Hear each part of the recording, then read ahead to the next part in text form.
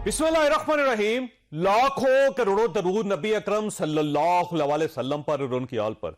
Speaker ने आज PDI के बाकी 43 अरकान कौमी असम्बली के भी इस्तीफे कबूल कर लिए, जिसके बाद पाकिस्तान तहरीक इंसाफ दो सूबों के साथ साथ कौमी असम्बली से भी मुकम्मल तौर पर फारिग हो गए।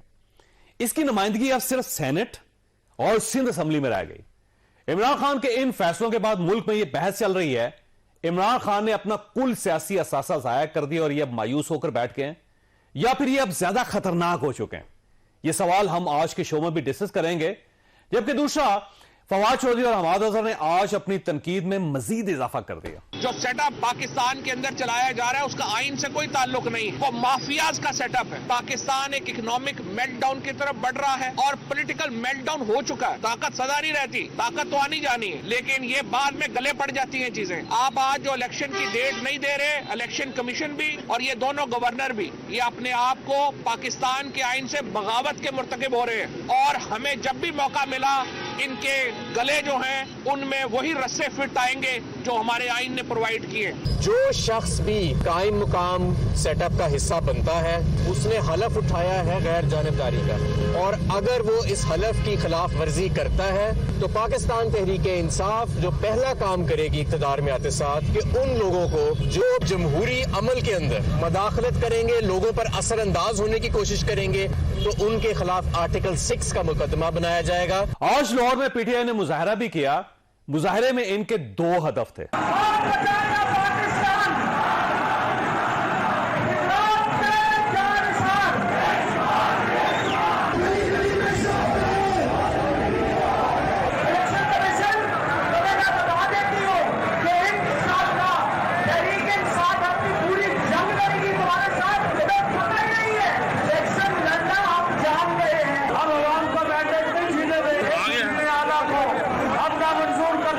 पीडीआई लाहौर में शो ऑफ पावर नहीं कर सकी।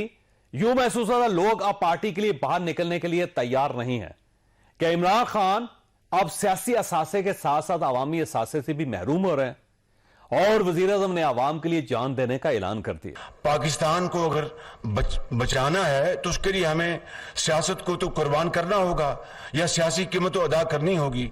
ये आप समझें कि हम रियासत को बचा लें और सियासत को भी बचा लें। मैं अपनी सारी की सारी सियासी जो कमाई है मैं कुर्बान कर दूंगा पाकिस्तान की रियासत को बचाने के लिए और पाकिस्तान को बचाने के लिए। मैं अपनी जान दे दूंगा पाकिस्तान के लिए। मैं हर बैंक कदम उठाऊंगा। हम ये भी डिस्कस करेंगे, हमारे साथ रहिएगा। प्रोग्राम में दोबारा खुश आमदीद। प्रोग्राम के पहले हिस्से में फवाद चौधरी साहब हमारे साथ इस वक्त मौजूद हैं। पाकिस्तान तहरीक इंसाफ के साथ इनका ताल्लुक है। चौधरी साहब, आपका शुक्रिया। ये फरमाइएगा कि 43 से इस्तीफे आज भी कबूल हो गए, तो अब कौमी असम्बली से तो आप फारिग हो गए और पंजाब असम्बली वो टूट चुकी है, खैबर पख्तूनख्वा असम्बली वो टूट चुकी है। अब आपका अगला लाहे अमल क्या है? देखिए, इस वक्त सूरत हाल ये है कि 62% पाकिस्तान में जो इलेक्टेड नशिस्तें हैं वो खाली हैं और 62% नशिस्तों के ऊपर जो इलेक्शन है वो अब होना है। अब ये देखने वाली बात यह है कि जो बाकी 48% सीटें हैं उनके ऊपर इलेक्शन जो है वो होगा या आप 62% सीटों के ऊपर भी इलेक्शन नहीं कराएंगे। तो असल सवाल जो है वो तो अब यही है कि इसको कैसे हमने आगे बढ़ाना है। ठीक, तो आपके ज़हन में क्या आइडिया आ रहा है कि गवर्नमेंट तो इलेक्शन नहीं करवा रही और मुझे लगता है शायद दोनों असम्बलियों में भी इलेक्शन कमीशन इस काबिल नहीं है कि वहां पे पहले इलेक्शन करवा सके, तो अब लाहे अमल क्या है आपका?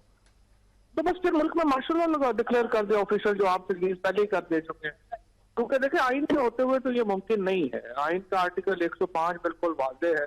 वो कहता है कि शेल होल्ड, वो आप रेड विद 248 कहता है कि shell hold election with in 90 days. अगर आप इलेक्शन 90 डेज में नहीं कराते, ये कॉन्स्टिट्यूशनल वायलेशन है और आपको इलेक्शन जो है वो कराने पड़े। ठीक, और अगर ऐसा नहीं होता तो फिर सुप्रीम कोर्ट ऑफ पाकिस्तान का दरवाजा खुला आपके लिए? Supreme court of Pakistan election को इंदाज नहीं कर सकती। तो देखिए, जो भी जज ये करेगा जाहिर है कि वो फिर अपने आप को एक कॉन्स्टिट्यूशनल वायलेशन कर रहा होगा। रीराइट तो नहीं कर सकती सुप्रीम कोर्ट की आइन को, ना ही कोई अदालत। आइन वाजे है, 90 दिन में इलेक्शन कराने हैं, तो आपने नहीं कराने, फिर आप आइन को खत्म कर दें, मुल्क में मास्टर। आपको वैसे फील हो रहा है कि गवर्नमेंट इलेक्शन नहीं करवाना चाहती और ना ये सूबों में करवाएगी ना ये वफाक में करवाएगी? गवर्नमेंट तो इस्लामाबाद में लोकल गवर्नमेंट तक का इलेक्शन कराने को तैयार नहीं है। ये इलेक्शन कैसे कराएंगे? ये तो लोगों में बाहर बैठ के खाना खाने के काबिल नहीं है। इस वक्त इनकी जो इस वक्त पॉलिटिकल कैपिटल है वो तो है ही नहीं। इन्होंने तो कुछ भी नहीं कराना। ये तो आइन को के ऊपर अमल दरामद कराने वाले इदारों का काम है, स्पेशली अदालतों का काम है कि वो ये अमल दरामद कराए। तो अब आपकी उम्मीद सुप्रीम कोर्ट ऑफ पाकिस्तान से है कि सुप्रीम कोर्ट ऑफ पाकिस्तान चंद कदम बाहर निकल के क्रीज से बाहर निकले और फिर उसके बाद इन सब से इलेक्शन करवाए? क्रीज के अंदर रह के इलेक्शन कराने हैं। क्रीज से बाहर रह के तो आपने रहना ही नहीं। क्रीज के अंदर रह के नहीं सर, वो क्रीज में अंदर इस फॉर्म में रहेंगे कि आप खुद उनके पास आए, आप उनसे रिक्वेस्ट करें कि सर ये आइन की वायलेशन हो रही है, फिर supreme court of Pakistan active होगी। और अगर आप खुद नहीं जाते तो फिर जाहिर है सुप्रीम कोर्ट ऑफ पाकिस्तान को खुद बाहर निकल के सो मोटो लेना पड़ेगा। नहीं, हम तो जा रहे हैं। हम तो कल ही अदालत में जा रहे हैं कि गवर्नर्स जो हैं जो वायलेशन कर रहे हैं और गवर्नर्स ने जो अभी तक जो है वो इलेक्शन नहीं करवाए, इसको जो है वो इम्पोर्टेंट है कि इनको आर्टिकल 105 के तहत इनको इलेक्शन कराने का पाबंद किया जाए। तो मुल्क में नए इंतखाबात हो। कल इंशाल्लाह हम ये पिटीशन फाइल कर रहे हैं। नहीं, अब गवर्नर के खिलाफ कर रहे हैं या आप इलेक्शन कमीशन के खिलाफ कर रहे हैं? दोनों पार्टियां होंगे ना। ये तो article 248 read with article 105 governor और इलेक्शन कमीशन दोनों की जिम्मेदारी है कि वो इलेक्शन कराएं। लेकिन चौधरी साहब ये मर्दमशुमारी शुरू हो गई है, आप ये चाहते हैं कि मर्दमशुमारी के बगैर ही इलेक्शन हो जाए, नए हल्का बंदियों की जरूरत नहीं है? मर्दमशुमारी देखें 10 साल बाद होती। 5 साल पहले जब मर्दमशुमारी हुई थी उसके बाद ये एमपीएम वालों ने और इन्होंने कहा कि नहीं दोबारा होनी चाहिए। उस मीटिंग में लिखा हुआ है कि अगर मर्दमशुमारी उस वक्त मुकम्मल हो गई तो नए सेंसस पे होगा, वरना ये पुराने सेंसस पे होगा। और मर्दमशुमारी को पहले ही पता था मुकम्मल नहीं होनी अगले इस साल कम से कम सितंबर से पहले। तो वो सितंबर तक जो है या और शायद उससे भी आगे चला जाए क्योंकि उसको ऑब्जेक्शन आएंगे, चीजें आएंगी। 2024 तक जो है वो सेंसस के मुकम्मल होने का कोई इम्कान। अच्छा, मैं एक जगह सुन रहा था कि आपने ये फरमाया था कि ये जो हमारी खवातीन नशिस्तें हैं, जो स्पेशल सीट्स हैं, उनको रिवाइव करवाने की कोशिश कर रहे हैं। 24 आपकी अगर खवातीन या मखसूस नशिस्तों के अरकान आपके वापस आ जाते हैं तो फिर उसके बाद आप अपना अपोजिशन लीडर बना सकते हो। तो कैसे लेकर आएंगे इनको वापस? नहीं, ये देखिए इशू ये है कि हम तो सिर्फ महदूद तादाद में लोग वापस जा रहे थे। ये हमने जो कुल लोगों की 40 लोग थे जो हम असेंबली में वापस भेज रहे थे ताकि पार्लिमानी लीडर का ओहदा जो है वो वापस हमें मिल सके और ये जो 20 लोटे हैं इनको हम रोक सकें शहबाज शरीफ को एतमाद का वोट देने से। अब इन्होंने उसके बाद रेस ही लगा दी। आपके सामने कहाँ कोर्ट में बढ़ा हुआ था स्पीकर, वो निकला, बाकी ये सारे निकले, इन्होंने वो फौरन इस्तीफे कबूल कर लिए। अब हमारे जो मखसूस नशिस्तें हैं वो 34 हैं। 34 लोग जो है वो हम वापस असेंबली में भेजेंगे और इंशाल्लाह फिर जो है वो लीडर ऑफ अपोजिशन और वो तो हमारा ही होना है पार्लियामेंट। लेकिन ये आप वापस कैसे भेजेंगे उनको? क्योंकि वो लोग जो हैं वो तो इलेक्शन कमीशन ने नोटिफाई कर रहे हैं ना। हमारे जनरल इलेक्शन कानून ये है कि जनरल इलेक्शंस में जो सीटें हैं उसी तनासुब से वो सीटें हमें मिली हुई हैं, वो सीट्स तो हमारी हैं, तो वो इलेक्शन कमीशन ने उनको नोटिफाई करना है। नहीं, मसला ये है कि जब आपके मेन एमएनए उड़ गए तो फिर स्पेशल सीट्स पे आप कैसे लेकर आएंगे वापस उनको? क्योंकि उसका जो ताल्लुक नहीं है बाद के मामलात से, उसका ताल्लुक सिर्फ इलेक्शन के दिन कितनी वोटें पड़ी हैं हमें उससे है। और यही फैसला लाहौर हाई कोर्ट है वो पंजाब असेंबली केस में कर चुकी है। ठीक, अब आप इसका मतलब लाहौर हाई कोर्ट से रजू करेंगे या सुप्रीम कोर्ट ऑफ पाकिस्तान से रजू करके आप 34 अपने मखसूस एमएनए से जो है उनको वापस लेकर आएंगे? जी बिल्कुल बिल्कुल। तो अब आप अदालत के जरिए वापस आएंगे? वो ये तो इलेक्शन कमीशन ने वैसे नोटिफाई करना है, इसमें तो कोई दो राय नहीं। और अगर इलेक्शन कमीशन जाने की भी नहीं जरूरत, और अगर इलेक्शन कमीशन नहीं करता तो फिर आप अदालत से राब्ता करेंगे? अगर नहीं मैं क्यों नहीं करेगा? इलेक्शन कमीशन ने एक सीधी बात है, उस पर उन्होंने अमल करना है। और वैसे आप ये समझते हैं कि एस्टेब्लिशमेंट अगर न्यूट्रल है तो फिर भी आप ये इलेक्शन करवा सकेंगे? एस्टैब्लिशमेंट न्यूट्रल हो जाए तो फिर तो बस ही पाकिस्तान भी खत्म हो जाए। एस्टैब्लिशमेंट न्यूट्रल हो जाएगी तो इलेक्शन तो डेफिनेटली हो जाएगी, कोई प्रॉब्लम नहीं। तो आपका ख्याल है कि इस वक्त ख्याल है आपकी क्या मासूम सी जो है वो आपका ख्याल है कि ये बेचारा ये शहबाज शरीफ अगर पाकिस्तान में इलेक्शन रोक के बैठे, तो आपका ख्याल एस्टेब्लिशमेंट रोक के बैठे? जाहिर है जिस तरह से आपने उस दिन अपने वीलॉग में एस्टेब्लिशमेंट का रोल बयान किया था, वही है। और आपने जरा खुल के कह दिया था कि जी मार्शल लॉ ही लगा दें, हम चाहते हैं आइन के मुताबिक चले, झगड़ा तो सिर्फ इतना है। और आपका ख्याल ये है कि अब अगर इलेक्शन नहीं हो रहे या इलेक्शन नहीं होंगे तो उसकी जिम्मेदार एस्टेब्लिशमेंट होगी? फिर 100% इदारे होंगे जी, 100% इदारे होंगे। पाकिस्तान की मौजूदा सिचुएशन है, इसकी भी जिम्मेदारी सियासतदानों पे कोई आयद नहीं होती। ये हम फैशन के तौर पे सियासतदानों को कह देते हैं कि 100% ये गलत पॉलिसीज थी एस्टेब्लिशमेंट की। खामखा एक अच्छी खासी हुकूमत चल रही थी, स्टेबल पाकिस्तान चल रहा था, ऐसे ही जो है उसको खामखा एक मुल्क को, अच्छे खासे चलते मुल्क को इतने बड़े अजाब में मुब्तला कर दिया, सिर्फ एक दो लोगों ने अपने शौक में कि हमारी हुक्म के बगैर ये नहीं होना चाहिए, वो नहीं होना चाहिए। सिर्फ एक अना की जंग जो है उसमें इन्होंने 22 करोड़ लोगों को इस आग में जो है वो झोंक दिया। तो आपकी तवक्कुआत क्या है एस्टेब्लिशमेंट से इस वक्त? तो आप क्या समझते हैं कि उनको क्या क्या करना चाहिए जिससे आप ये समझेंगे कि वो न्यूट्रल भी हो गए हैं और अब वो मुहिब्बे वतन भी हो गए?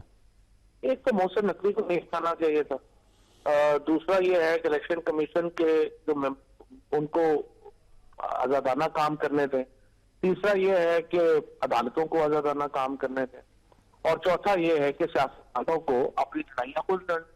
4 चीजें। और आपका ख्याल ये है कि इन चारों चीजों के पीछे एस्टेब्लिशमेंट है, ना वो अदलिया को चलने दे रही है, मोहसिन नकवी को वो लेकर आए हैं, और अदालतों और बाकी जो सियासतदान है उनके मामलात के भी पाकिस्तान में जो बहुत बड़ा एक ख्याल है वही आपका ख्याल है? जी बिल्कुल ठीक। और आप ये समझते हैं कि आपको डायलॉग अब एस्टेब्लिशमेंट से करना चाहिए, उनको समझाना चाहिए कि वो पीछे हट जाए? हम तो कहते कि थक गए एस्टेब्लिशमेंट से कि हमारा एक वर्किंग रिलेशनशिप बनाए, तमाम पार्टीज के साथ आपका ताल्लुक होना चाहिए, एक रिलेशनशिप होना चाहिए। आप एक जो भी चाहते हैं आप हमें बताइए, आप किस तरह से ये मुल्क को हमने कैसे आगे बढ़ाना है, कैसे आगे लेके जाना है, और उसके मुताबिक आगे चलना चाहिए।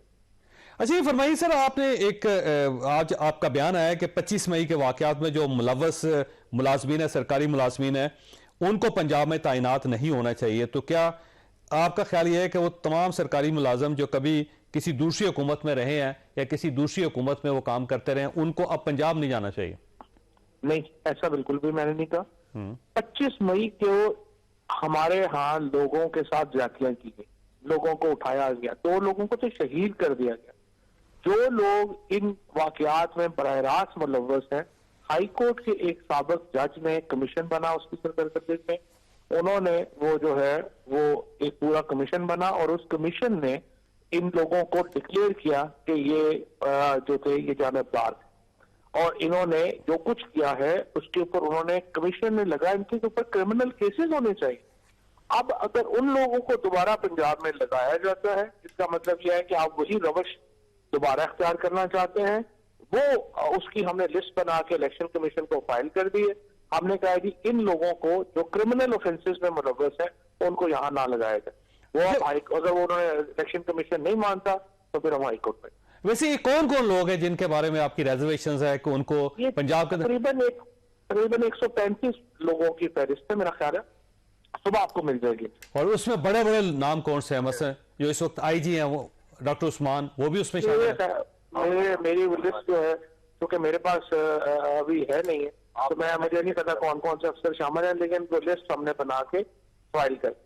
अब सवाल यह है कि अगर 135 सरकार मुलाजमीन को आप साइड पे कर देंगे तो बाकी फिर मुलाजमीन कहां से आएंगे?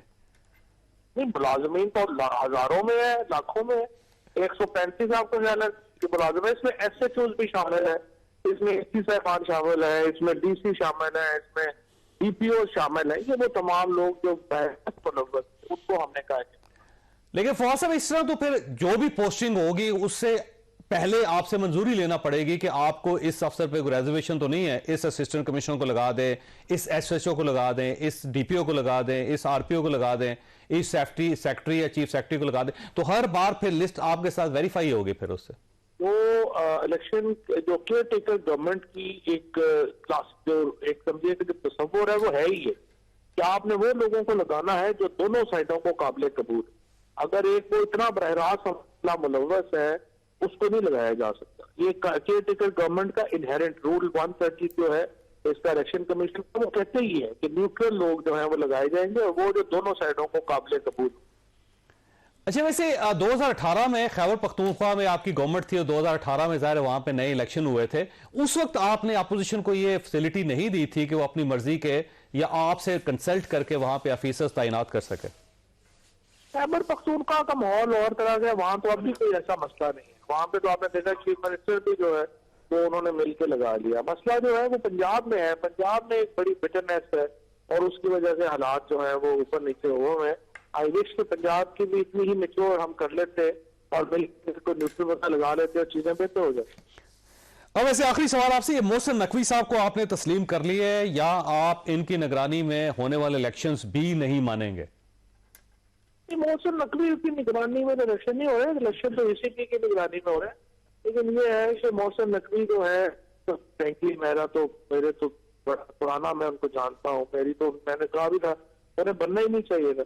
लेकिन मोहसिन नकवी जो है उनके ऊपर शदीद एतराज़ात। सरकारी साहब उनको अगर अपना बेटा कहते हैं, आप मुझे बताइए कि उसको वो कैसे केयर टेकर हो सकता है? वो उन्होंने तो पता नहीं क्या ज्यादती की है पंजाब के लोगों के साथ और खुद लक्ष्य को इनकार कर देना चाहिए ना।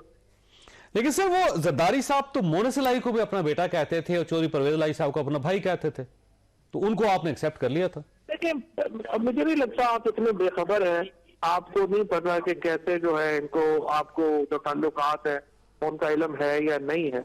लेकिन ये एक बड़ा वाजे है कि इनको जो है वो इल्म। ठीक हो गया जो सब, आप बहुत बहुत शुक्रिया खासी। यहाँ पे छोटी सी ब्रेक लेंगे और ब्रेक के बाद शौकत प्राची साहब और मजहर अब्बास साहब हमारे साथ होंगे। प्रोग्राम में दोबारा खुश आमदीद। हमारे साथ शौकत प्राची साहब है, मजहर अब्बास साहब है। मजहर साहब आपकी तरफ आऊंगा। सर ये फरमाइएगा कि इमरान खान साहब कहीं फंस तो नहीं गए और उन्होंने अपना कुल असासा दाव पे लगा दिया, अब वो बेबसी से दाएं बाएं देख रहे हैं और अजीबोगरीब से मुतालबात कर रहे हैं? देखिए, फंस तो गए हैं चौधरी साहब, लेकिन इमरान खान खुशकिस्मत भी हैं। अब आप तसव्वुर करें कि जो IMF का अभी पैकेज आने वाला है और जो अजाब हम पर ज़ाहिर एक मजबूरी भी है, लेकिन लोग क्या उसे एक्सेप्ट करेंगे? उस महंगाई का जो तूफान आएगा उसको क्या लोग तस्लीम करेंगे और उसका बाय डिफॉल्ट फ़ायदा किसे होगा? ज़ाहिर है इमरान खान को होगा, वक्त की अपोजिशन को फ़ायदा होता है। तो अभी पेट्रोल की कीमतें बढ़ने जा रही हैं, अभी गैस की कीमतें बढ़नी जा रही हैं, फिर गर्मियों में लोड शेडिंग होगी, ये सारी चीज़ें मल्टीप्लाई होती चली जाएंगी क्योंकि आपने इन 10 महीनों में कोई ऐसी रिफॉर्म्स की नहीं कि आप किसी भी तरीके से लोगों को रिलीफ दे सकते हैं। आपके पास रिलीफ का पैकेज ही नहीं है। आपके पास आप रिलीफ क्या देंगे? जिस तरह आप IMF से अब मुज़ाकरात हो रहे हैं, मगर रिलीफ को छोड़ें, पाकिस्तान की किसी सियासी जमात के पास कोई प्लान नहीं है कि इस सूरत हाल में, अगर इमरान खान साहब से पूछेंगे सूरत हाल है तो आपके पास प्लान क्या है? प्लान उनके पास भी कोई नहीं है, किसी के पास नहीं। साहब यही तो मसला है। तो भाई 10 महीने पहले वो जुमला कहना नहीं चाहिए, लेकिन आपने ये पड़ी लकड़ी उठाई क्यों? यानी आप अच्छी खासी ऑपोजिशन कर रहे थे, इमरान खान की पॉपुलैरिटी एट स्टेक थी, उनकी हुकूमत जो है अनपॉपुलर हो रही थी, आप तमाम बाई इलेक्शन जीत रहे थे। ये जरूरत क्यों पड़ी जब आपके पास प्लान ही नहीं था कि आप क्या करेंगे? या तो फिर वही करते कि आप फौरी तौर पे उनकी गवर्नमेंट के खिलाफ वोट ऑफ नो कॉन्फिडेंस ला के आम इंतखाबात उस वक्त अगर इलेक्शन करा देते तो PDM को बहुत फायदा होगा। आप एक ऐसी क्राइसिस में अपने आप को लेकर आ गए हैं कि जहां इमरान खान के गलत इकदामात भी लोग नजरअंदाज कर देंगे, लेकिन आपके सही इकदाम को भी लोग एक्सेप्ट नहीं करेंगे। आप उस पोजीशन पे ले आए हैं अपने आप को। तो इमरान खान अब जैसे असेंबलियां तहलील करने का, आज वो फंस गए हैं। अब वो केयर टेकर चीफ मिनिस्टर को कुछ भी कहे, केयर टेकर गवर्नमेंट को कुछ भी कहे, भाई असेंबली तहलील करने की जरूरत क्या थी? इंतजार कर लेते अगस्त तक का, क्या फर्क पड़ता? तो इमरान खान अब जैसे पार्लियामेंट से निकले, नेशनल असेंबली से, अब वापस जाने का सफर, वापस गए तो उन्होंने दरवाजे बंद कर दिए। तो ये जो इस वक्त सूरत हाल है, आज देखे ना उनके MNA चीफ जस्टिस के पास चले गए दाद रसी के लिए कि भाई चीफ जस्टिस इस मामले में क्या कर सकते हैं, उन्होंने कभी मुलाकात करना चाहते हैं हम। अब ये देखे ना, ये बिल्कुल वही है कि इसलिए जान के रोका नहीं जाने से उसे, बाद में भी यही होगा तो अभी में क्या है। इस सूरत हाल में आपने अपने अच्छा, बड़ी एमएनए बात है। बना के खड़ा कर दिया। सड़कों पे ख्वार कर दिया उनको। वो कभी स्पीकर के घर जाके सामने धरना दे रहे हैं, कभी कौमी असम्बली के सामने धरना दे रहे हैं, कभी इलेक्शन कमिश्नर के सामने धरना दे रहे हैं, और अब वो सुप्रीम कोर्ट के सामने धरना दे रहे हैं। और चौधरी साहब, अब तो मसला ये है कि वो अपनी जो जहां उनकी बड़ी स्टेबल गवर्नमेंट्स थी, यानी पंजाब और केपी में स्टेबल गवर्नमेंट्स थी, आप इन जो 6 महीनों में आप बहुत से इकदाम कर सकते थे जिसका फायदा आपको अगले इलेक्शंस में होता। आपने वो 6 महीने अपने जाया कर दिए। बिल्कुल सही है। प्राची साहब, आप ये फरमाइएगा सर, ये कि जो सूरत हाल इसमें इमरान खान साहब डिप्रेशन में है, एंग्जाइटी में है, गुस्से में है, को कंप्रोमाइज करना चाहते हैं, लड़ना चाहते हैं, क्या करना चाहते हैं? गुस्से में है, जाहिर है गुस्से में है। कंप्रोमाइज तो वो नहीं करते, कंप्रोमाइज नहीं करेंगे। अगर कंप्रोमाइज करना होता, फर्ज किया, तो मदर साहब दुरुस्त फरमा रहे हैं, अपनी हुकूमतें तोड़ने की क्या जरूरत थी। सही बात। फिर आप इतनी जबरदस्त अपोजिशन कर सकते थे असेंबली में बैठ के। आपके 9 अप्रैल वाला फैसला गलत था कि आपने खड़े होकर कहा कि जी हमने सब ने रिजाइन किया बिल्कुल सही। है। फिर सुप्रीम कोर्ट कहती रही आपको, हाई कोर्ट ने कहा कि आप वापस चले जाएं।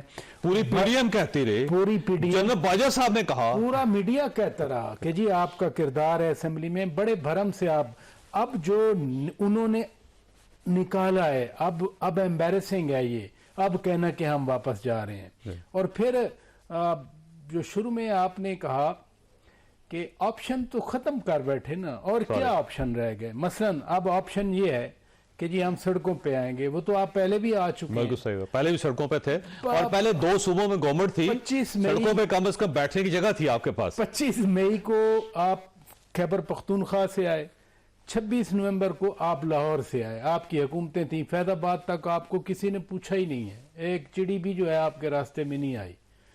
अब तो कोई ना कोई मसला बन गया, तो जो निगरान हुकूमत है उसने भी अपनी जिम्मेदारी पूरी करनी है। फिर आपके पास गवर्नमेंट थी, आपके पास गवर्नमेंट के वसाइल थे, आपके पास प्रोटोकॉल था, आपके पास सिक्योरिटी थी, आपने सब कुछ ही दायर कर दिया। और दूसरी साइड भी कम नहीं है, मसलन स्पीकर साहब ने कमाल कर, स्पीकर साहब ने, वो तो इस इंतजार में थे। देखे ना, फर्क ये है कि खान साहब उस पॉलिटिकल मैनूवरिंग की बजाय स्ट्रेट खेलते हैं, बाकी लोग तो महा पॉलिटिशियन हैं, पुराने हैं ना लोग, पुराने पॉलिटिशियन, 3 नस्लों से। अच्छा, प्लस ये जो आज खान साहब हार्डशिप्स देख रहे हैं, जो फवाद चौधरी साहब कह रहे थे, उन्होंने 4-4 बार देखी है ऐसी हार। वो कभी जेलें जा चुके हैं और मुल्क से बाहर जा चुके हैं, वो जेलों में छोड़े, मुकदमे जेलों में छोड़े।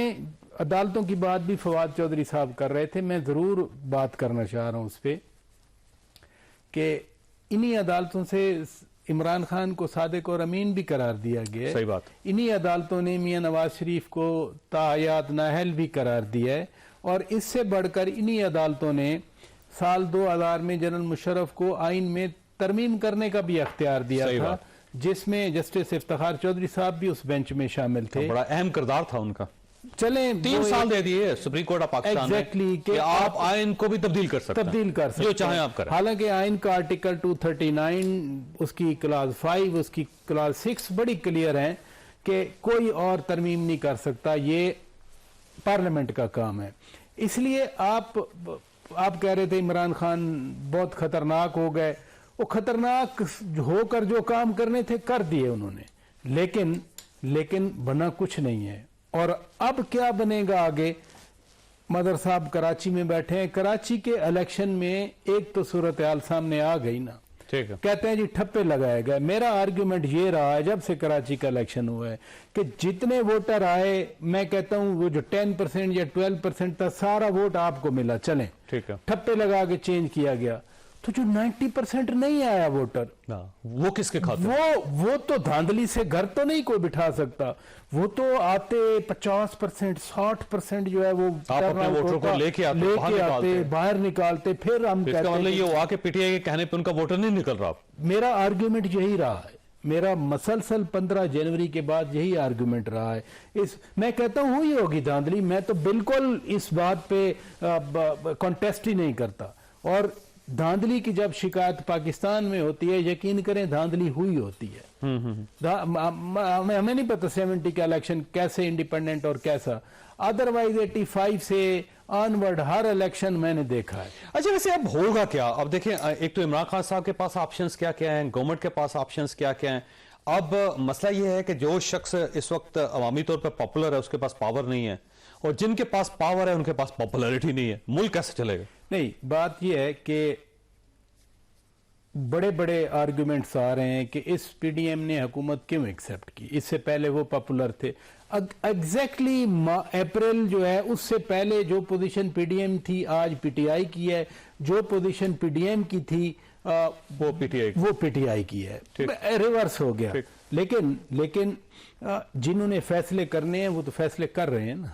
वो फैसले क्या कर रहे हैं? जैसे प्राइम मिनिस्टर साहब आज कह रहे थे कि हमने सियासी कीमत चुकाई है, सियासी कीमत दी है। वो कहते हैं कि सियासी कीमत देने के लिए तैयार हैं और जान देने के लिए भी तैयार हैं। खैर जान तो छोड़ें, वो बात ये है कि इन्होंने कहा था मैं आटा देने के लिए अपने कपड़े बेच दूंगा। लेकिन कपड़े बेचने से कितना का आटा आ जाएगा? नहीं, आटा, उसी आटे के लिए लोग लाइनों में मर रहे हैं पाकिस्तान में। यानी ये एक फिक्शन नहीं है, ये बिटर रियलिटी है पाकिस्तान की। आटे और के लिए अभी बिजली की कीमत में इजाफा होना है, गैस की कीमत में इजाफा होना है, टैक्सेस में इजाफा होना है, बेरोजगारी ने बढ़ना है अभी। लेकिन मुल्क तो आगे लेके चलना है ना। देखें, $1 बिलियन IMF का मैटर नहीं करता, लेकिन 1 बिलियन से जो कॉन्फिडेंस आएगा और जो बाकी आएगा जो फ्रेंडली कंट्रीज से आएगा। मसलन कल मैं ब्रेक में आपको बता रहा था, कल एक अमेरिकन डेलीगेशन आ रहा है, वो है ट्रेजरी डिपार्टमेंट का। वो आ इसीलिए रहे कि पाकिस्तान के साथ इकोनॉमिक कोऑपरेशन किया जाए, सपोर्ट किया जाए। रशियन डेलीगेशन अभी गया है जो एनर्जी वाला था। अगर $3 बिलियन का वाकई उनके साथ हो जाता है, फिर सऊदी अरेबिया, यूएई, कतर जो पाइपलाइन में लेके बैठे हैं, पाकिस्तान की इकोनॉमी को आपने रीइन्वोग्रेट करना है, उसके लिए 3-4 महीने आपको चाहिए आपको, और अगर 6 महीने, साल चाहिए। और अगर ये स्टेबिलिटी नहीं होती तो फिर जाहिर है फिर ये अगले 4 महीनों में भी कुछ नहीं हो सके। बात यह है कि आप IMF से अगर रिवाइव नहीं करते उनको पता है कि आप मजबूर हैं। जब प्राइवेट लेंडर भी उसको पता है कि यार आपका तो घर गिर रहा है तो छत तो जरूर डालनी है आपने, फिर वो अपनी टर्म्स और कंडीशन पे आपसे, यही मुल्कों के साथ होता है। जब IMF को मालूम है कि यू आर नी डाउन तो वो जाहिर है अपनी बारगाह बढ़ाएगा। मलसा ये फरमाइएगा सर, ये इमरान खान साहब के पास अब ऑप्शंस क्या हैं और क्या गवर्नमेंट इमरान खान के दबाव को सस्टेन कर सकेगी? देखिए चौधरी साहब, इमरान खान के पास ऑप्शन तो ये है कि आप सिर्फ सड़कों पे रहें, अब अगले 5-6 महीने मजीद सड़कों पे रहें। अगर इलेक्शंस 3 महीने में हो जाते हैं पंजाब असेंबली के और खैबर पख्तूनख्वा असेंबली के तो अलग बात है। लेकिन एक आपको पता है कि एक इलेक्शन ऐसा हुआ था जो 90 रोज में नहीं हुआ था, और वो था जब जुनेजो साहब की गवर्नमेंट डिसॉल्व हुई थी। उस वक्त होने 90 रोज में इलेक्शन थे, लेकिन सुप्रीम कोर्ट में फिर वो मैटर गया, और उसके बावजूद के जनरल ज़ियाउल हक, और वो पीरियड अगर आप उठा के देखें जो जुनेजो के बाद का पीरियड है और जनरल ज़ियाउल हक के तैयारे के हादसे तक, उस पीरियड में कोई भी इंटरम सेटअप नहीं था, और उसमें 90 रोज के अंदर इलेक्शन नहीं हुए, वो और ड्रैग कर रहे थे इलेक्शन। तो अब मुझे नहीं पता कि ये अब तक इलेक्शन की तारीख अनाउंस क्यों नहीं हुई है। कोई स्पेसिफिक ये नहीं लिखा हुआ कि ये तो लिखा है कि मगर साहब इलेक्शन डिले हुए थे, ठीक, वो केयर टेकर गवर्नमेंट चली थी आगे। जी वही मैं कह रहा हूँ, इलेक्शन डिले हुए थे, वो जाके फिर 24 या 26 अक्टूबर को हुए थे इलेक्शन। इंपॉर्टेंट ये है, इमरान खान ने बिल्कुल कौमी असेंबली से निकल के और असेंबलियां तहलील करके, ये खासतौर पे असेंबलियां तहलील करके उन्होंने ये 6 महीने इनडायरेक्टली पीडीएम के हवाले कर दिए, इनडायरेक्टली पीडीएम के हवाले कर दिए वो 6 महीने। अब वो इन महीनों में मल साहब आपने साथ ही रहना है, कमर जमान कार्य में ज्वाइन किया। कार्य साहब आपका बहुत शुक्रिया। फरमाइए सर, स्पीकर साहब ने जाहिर है अब आखिरी इस्तीफे भी कबूल कर लिए, तो उसके बाद बार बार पीटीआई की तरफ से ये इल्जाम लगाया जा रहा है कि आप तो ये चाहते थे कि हम लोग आए कौमी असम्बली में, इससे जमहूरियत मजबूत होगी, लेकिन अब आप लोगों ने ही जमहूरियत के ऊपर वार कर दिया। तो सब गुजारिश ये है कि हमारी पूरी कोशिश थी कि जो डेमोक्रेटिक कंटिन्यूएशन है पिछली 2 असेंबलियों ने अपनी मुद्दत पूरी की थी, पार्लियामेंट नेशनल असेंबली ने भी और सूबाई असेंबलियों ने भी। हमारी कोशिश थी कि ये भी कंटिन्यूएशन हो, क्योंकि बहुत सारे और एलिमेंट भी हैं डेमोक्रेसी के और डेमोक्रेटिक डिलीवरेंस के, लेकिन कंटिन्यूएशन भी एक बड़ा फैक्टर है, तो कंटिन्यूएशन होनी चाहिए। हमने अपने से ही कोशिश की कि आइन और कानून के अंदर रहते हुए वो तमाम इक़दाम उठाएं कि खान साहब ये जो इनका है असेंबलियां तोड़ने का अमल, इससे ये बाज रहे या हम इनको ना तोड़ने दें। हम इसमें कामयाब नहीं हुए, वो कामयाब हो गए। ठीक, उस वक्त तक हमारी कोशिश ये थी कि वो असेंबलियों के अंदर कौमी असेंबली से उनके इस्तीफे कबूल न किए जाएं और सूबाई असेंबली में अभी उनको हम ब्लॉक करने की कोशिश करें। जब उस सूबाई असेंबलियां तोड़ दी गई तो फिर हमारी उस बात का कि अब कौमी असेंबली के अंदर वो मौजूद रहे और वो वापस आए, उसका जवाब खत्म हो गया था असूली तौर पर। और इमरान खान साहब ने कभी भी संजीदगी के साथ कौमी असेंबली में आके और असेंबली का टर्नओवर पूरा करने की बात नहीं की। वो तो फौज से, वो तो तसलसल से मुतालबा कर रहे थे कि आप इंटरवीन करें, आप आइन तोड़ें, आप इस असेंबली को खत्म करें और मुझे लेके आए, इस हुकूमत को खत्म करें, मुझे लेके आए। तो इस सूरत में स्पीकर साहब ने जो फैसला किया है, ये यकीनन उन्होंने अपनी तनिष्ठ में जो फैसला, मुझे उसकी रियल मानों में, मैंने उनसे मुलाकात नहीं हो पाई, हमारा मुतालबा या हमारी कोशिश इससे मुख्तलिफ थी। हमने जो इसकी जवाब भी दे रहे थे वो भी मुख्तलिफ थे और आज मीडिया के अंदर वो जवाब हमारे सामने रखे जा रहे हैं और दुरुस्त रखे जा रहे हैं। हम ये कह रहे थे कि जी आप हाथ से लिख के इस्तीफे दें, आप पेश हो, आप इंडिविजुअल आए, फला फला फला। लेकिन ये सारी कोशिश थी कि असेंबलियां इमरान खान साहब के हाथों यरगमाल ना बने और टूटे थे, कंटिन्यूएशन हो सकता। अच्छा, अब कायरा साहब 122 सीटें खाली हो चुकी हैं कौमी असेंबली की, जाहिर है उससे पहले 11 अगर उनको भी शामिल करें तो 122 बनते हैं। अब क्या 122 पे ज़िमनी इलेक्शन होगा? क्यों नहीं होगा? लेकिन चौधरी साहब गुजारिश यह है, 2 सूबों ने अपनी असेंबलियां तोड़ने का फैसला कर लिया। ये फैसला गैर सियासी जरूर है हमारी दानिश में, लेकिन ये गैर आईनी और गैर कानूनी नहीं है।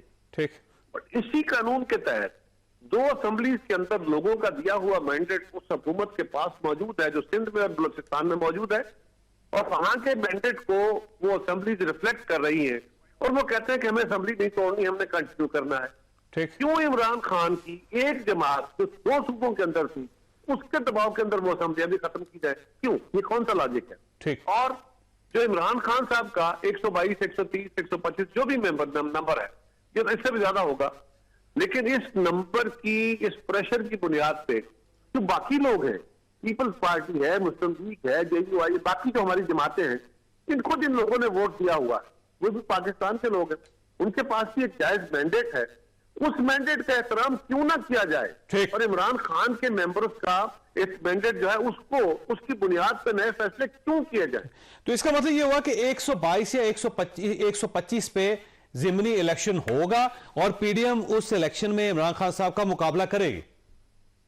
जी बिल्कुल, हम इलेक्शन तो जैसा ये तो आईनी तकाजा है ना, वो तो होने हैं। लेकिन अब अगर ज़िमनी इलेक्शन होंगे, फिर उसके बाद जनरल इलेक्शन होंगे और फिर यहां 2 सूबों के इलेक्शन होंगे, फिर 2 और सूबों के इलेक्शन होंगे, तो ये पूरा साल फिर इलेक्शन ईयर हो ना। फिर ये कौन कर रहा? हमारी तो कोशिश थी कि ये पूरा साल इलेक्शन ईयर ना बने, लेकिन ये इलेक्शन ईयर कौन कर रहा है? क्या पीपल्स पार्टी कर रही है? क्या PDM कर रही है? क्या ये इत्तेहादी हुकूमत कर रही है? या एक पार्टी यानी इमरान खान साहब कर रहे हैं? अब उनकी ख्वाहिश के मुताबिक अगर ये चीजें खराब करना चाहते हैं वो, तो अगर मेरा कसूर है तो मुझे कह लीजिए, यानी हुकूमत को कह लीजिए।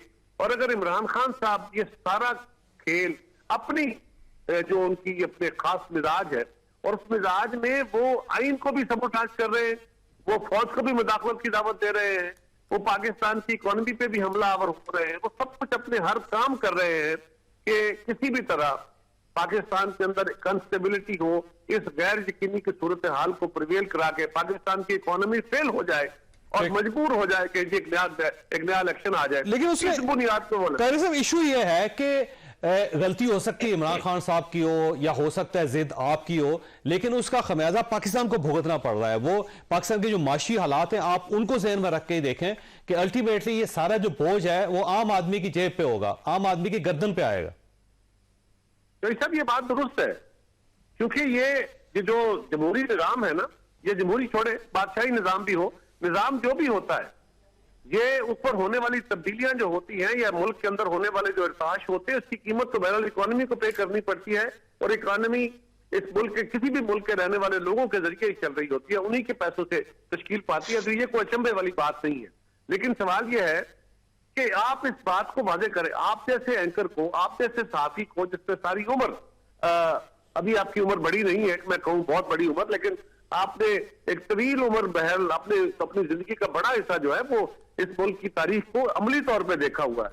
ये फरमाइए कि अगर अपोजिशन, यानी आज की अपोजिशन, अगर उसका कसूर है इमरान खान साहब का इस सारे तासुल को, इस सारे इर्ताश को, इस सब कुछ पैदा करने का, तो उन्हें कहिए, और अगर हम कसूरवार हैं तो हमें कहिए कि हम कसूरवार हैं, हम उसको डिफेंड करें। अच्छा कह साहब, मैंने ब्रेक लेनी है, लेकिन तजवीज आपके सामने रख रहा हूं कि आप कानून के अंदर तब्दीली करें कि कोई शख्स भी अगर ज़िमनी इलेक्शन पे मजबूर करता है मुल्क को, तो वो सारा खर्चा उस शख्स को अदा करना चाहिए, कौम के खजाने से वो पैसे नहीं जाने चाहिए। ये मुनासिब नहीं है, मजबूर करने की बात तो मैं नहीं कर सकता जावेद साहब। ये सियासी जमातों का हक है, मुतालबा करे, लेकिन इन्फोर्स करे, अपना मुतालबा गैर जमहूरी तरीके से पेश करे और शराइत के तौर पे पेश करें। इसके लिए कोई ना कोई रास्ता पैदा करना चाहिए, लेकिन कदगने लगाना ये जमहूरी का हिस्सा नहीं है। मैं इमरान खान के मुतालबे को गलत नहीं समझता, मैं इमरान खान की शराइत को गलत समझता हूँ कि शर्तें लगा के वो कह रहे थे कि बात करो, ये गलत। ओके कारे साहब, आप बहुत बहुत शुक्रिया। यहाँ पे छोटी सी ब्रेक लेंगे, ब्रेक के बाद दोबारा प्रोग्राम दोबारा खुश आमदी। प्राइस साहब, ये फरमाइएगा आने वाले दिनों में होगा क्या? क्या इलेक्शंस हो जाएंगे, अब पहले टाइम पे होंगे या नहीं होंगे? क्यों, मुझे आप जो है ना वो देखें, जो हालात हैं इलेक्शन वाले तो नहीं लगते ना हालात। अच्छा, अभी बात हो रही थी ना कि गवर्नर साहब ने अभी तक इलेक्शन डेट क्यों नहीं दी। अब क्या इतने बड़े लेवल पे ये महज इत्तफाक है कि इलेक्शन की डेट नहीं आई? सही, और दोनों गवर्नर्स ने, यानी असेंबलियां टूट गई, असेंबलियों का 90 डेज में इलेक्शन होना होता है, वो अभी तक डेट नहीं आई। असेंबली टूटे अब 4-4 दिन तो हो गए, 5-5 दिन, बल्कि पंजाब असेंबली तो 10 दिन हो गए ना, 8 दिन में तो केयर टेकर हुकूमत आके फाइनल हुई, 10 दिन पूरे हो गए। अभी तक 10 दिन वैसे गुजर गए आपके, आपका अभी ऐलान नहीं हुआ, शेड्यूल नहीं आया, गवर्नर साहब ने अभी नहीं भेजा। दूसरी बात यह है कि क्या इलेक्शन होंगे, बहुत बड़ा सवालिया निशान है, इस पे मैं कुछ नहीं कह सकता। यानी अब अगर सारे अपनी वैसे गट फीलिंग है कि इलेक्शन नहीं हो सकेंगे, और अगर हुए तो इस साल के एंड पे ही हो सकेंगे। देखें, अलहदा एक तरफ तो दुनिया से हम पैसे मांग रहे हैं कि हमारे यहाँ आटा नहीं है, ऊपर से हम कहें कि 55 अरब रुपए हम अभी खर्च करें या 30 अरब अभी खर्च करें, 25 अरब बाद में खर्च करें, और प्रेसिडेंट पहले भी हैं। फिर आइन का एक आर्टिकल है 254 जो है ना वो हर चीज कवर कर देता है। वो 254 ये है कि कोई चीज आइन में होनी थी एक खास वक्त में, वो नहीं हो सकी, आप बाद में कर लें तो उसी आर्टिकल के अंडर कवर हो जाता है। So there is no unconstitutionality. Thoughts जो मैं विस्पर सुनता हूं इस्लामाबाद में, उनसे तो लगता है कि इलेक्शन नहीं होंगे। मतलब ब्लंट जो एक विस्पर आता है कि जी ज़िमनी इलेक्शन नहीं होंगे, या 2 सूबों में इलेक्शन नहीं होंगे, जनरल इलेक्शन भी नहीं होंगे। नहीं, जनरल इलेक्शन तो अक्टूबर है ना, अक्टूबर का तो अभी तक यानी अक्टूबर नवंबर से पहले इलेक्शन। एग्जैक्टली अभी अब्बास साहब, ये फरमाइए वाकई इलेक्शंस हो सकेंगे या नहीं? क्योंकि अगर ये इलेक्शंस हुए तो हमें उतने ही पैसे चाहिए जितने IMF ने $1 बिलियन देने हमें, तो वो $1 बिलियन तो इलेक्शंस पे लग जाएंगे सर। देखिए, इलेक्शंस होंगे और मेरा ख्याल है वक्त पर होंगे। अगर इलेक्शन नहीं हुए तो ये और डिजास्टर होगा, इसलिए कि एक पॉलिटिकल अनसर्टेनिटी और बढ़ेगी, और पॉलिटिकल अनसर्टेनिटी बढ़ेगी तो आपका इन्वेस्टर तो पाकिस्तान नहीं आता। फिर आप इकोनॉमिक क्राइसिस से कैसे निकलेंगे? आपको एक स्टेबल गवर्नमेंट चाहिए। कैसी गवर्नमेंट चाहिए? जो 5 साल की गवर्नमेंट हो। ऐसी गवर्नमेंट नहीं चाहिए कि जो कवानीन में या रेजोल्यूशंस ला के अपना टर्म एक्सटेंड कर रही हो। आपको एक ऐसी गवर्नमेंट चाहिए कि जिस पे कॉन्फिडेंस आए लोगों का, उन्हें यकीन हो कि ये गवर्नमेंट 5 साल मुकम्मल करेगी। तो लिहाजा इलेक्शंस तो इनएविटेबल हैं। अगर इलेक्शंस आप नहीं कराते तो ये डिजास्टर है। लेकिन चाहे वो पंजाब असेंबली के इलेक्शंस भी, और आप ज़िमनी इलेक्शंस की बात कर रहे हैं 125 हल्कों की, या फिर आप 2 सूबों के इलेक्शंस की, अर्ली इलेक्शंस की बात कर रहे हैं, या फिर आप जनरल इलेक्शन की बात कर रहे हैं? यहाँ पे इलेक्शन है इस वक्त। ज़िमनी इलेक्शन पे तो ऐन मुमकिन है कि इलेक्शन कमीशन जिस तरह PDM दरखास्त कर रही है कि ऐन मुमकिन है कि इलेक्शन कमीशन चाहे वो कोर्ट जाए, सुप्रीम कोर्ट से ले, लेकिन चूंकि अब ये इलेक्शन अगर होते हैं ज़िमनी इलेक्शन, तो अगेन फिर अगस्त में ये असेंबलियां डिसॉल्व हो जाएंगी। पंजाब असेंबली तो नहीं होगी, लेकिन ये असेंबली, नेशनल असेंबली अगर डिसॉल्व होती है तो मेरा ख्याल है इलेक्शन ये वाले जो ज़िमनी इलेक्शन है ये मुझे होते हुए नजर नहीं आ रहे। लेकिन पंजाब असेंबली, और जिस तरह अभी पराचा कह रहे थे कि हैरानकुन बात है कि अभी तक गवर्नर इस चीज पर क्यों नहीं वो कर रहे। देखिए, जितनी भी गैर, ये चौधरी साहब याद रखें, आप जितनी भी गैर यकीनी सियासी सूरत हाल खड़ी करेंगे उतना ही आपकी माशी सूरत हाल खराब होती चली जाएगी। आप IMF चले जाएं, आप कोई भी एग्रीमेंट कर लें, आप कीमतें बढ़ा लें, लेकिन सियासी गैर यकीनी सूरत हाल में माशी इस्तेकाम नहीं आ सकता मुल्क के अंदर।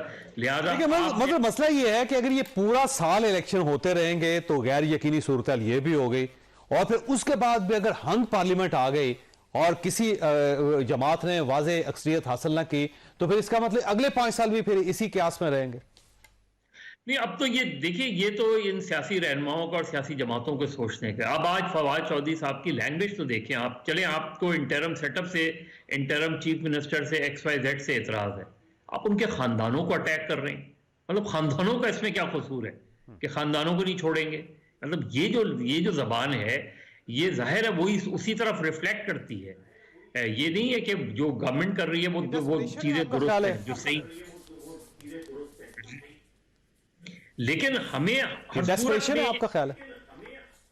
डेस्परेशन ही लगती है ना, जब आप फैमिलीज को एंगेज कर लें, फैमिलीज पे अटैक करना शुरू करें, तो ये डेस्परेशन ही लगती है।